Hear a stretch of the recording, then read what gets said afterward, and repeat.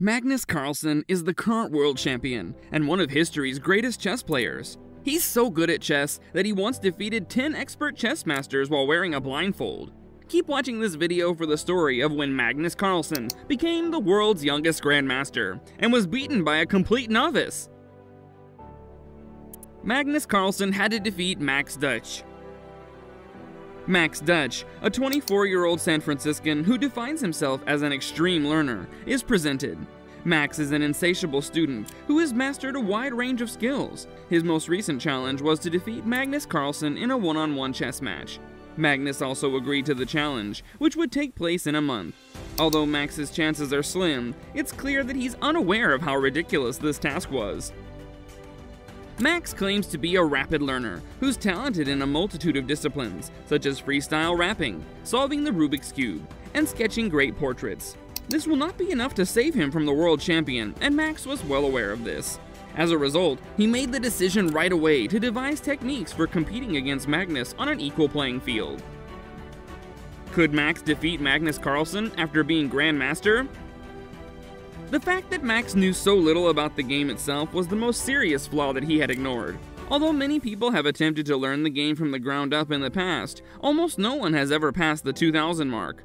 Mishra, a well-known challenge YouTuber who only ever achieved 1,000 rating after spending a year receiving expert instruction.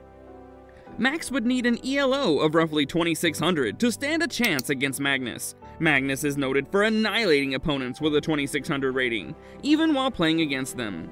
There was just no way to make this encounter fair, given Magnus' top chess rating of 2882 only a year ago.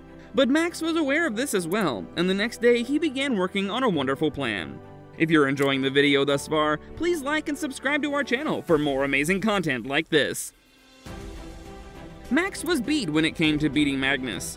Max developed a unique algorithm in his computer that can evaluate whether a given chess situation is advantageous or not simply by looking at it. Max essentially desires to become a computerized version of himself in order to study chess. The only question was whether or not this would work. If that's the case, can he learn everything in a month? Fortunately for us, we can address this issue because chess engines are not a new concept, and Stockfish was a well-known engine that many players used to better their chess skills around the time Max was practicing against Magnus. Magnus used Stockfish as a weapon against Viswanathan Anand in the 2014 World Championship. Max had been running the algorithm for around 4 weeks when it was discovered that it was too late. I'm waiting for the position calculations to finish. He had no idea how long it would take his computer to generate this method. Before the game, Magnus's computer was still working on the algorithm. What happened before the game? Max argued that everything was a waste of time because his algorithm wasn't finished yet, and he had nothing memorized. Despite the fact that Max's time was running out, he was not left empty-handed.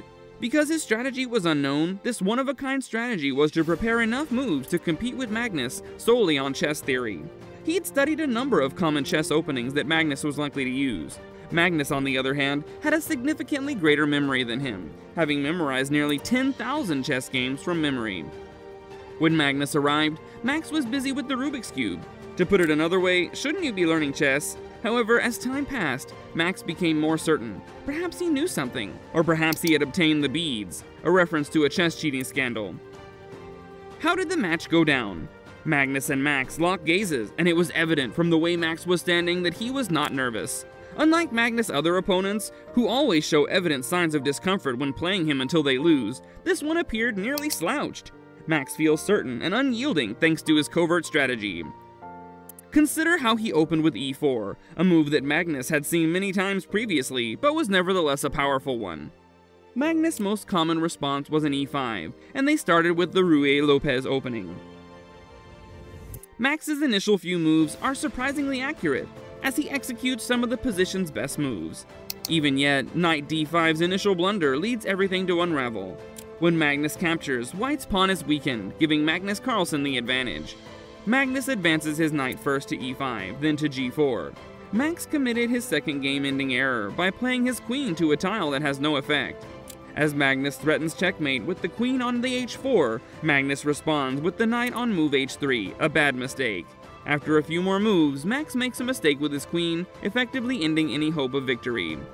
Magnus then annihilated Max, winning with an a1 rook checkmate. Meanwhile, Max blamed it on the chess algorithm. The man took pride in his early efforts, but it was evident that he was continuously outplayed and never had an advantage during the game. That was a small victory that kept him on his toes for at least 8 moves. With that, we come to the end of our video. Eventually, Carlsen outlasted Max by 39 moves, which isn't bad, but if there's one takeaway from this game, it's that chess is a highly intricate game that takes years to master. Magnus agreed a rematch with Max after his chess algorithm was completed, and while Max may be hopeful, I believe we all know how it will play out.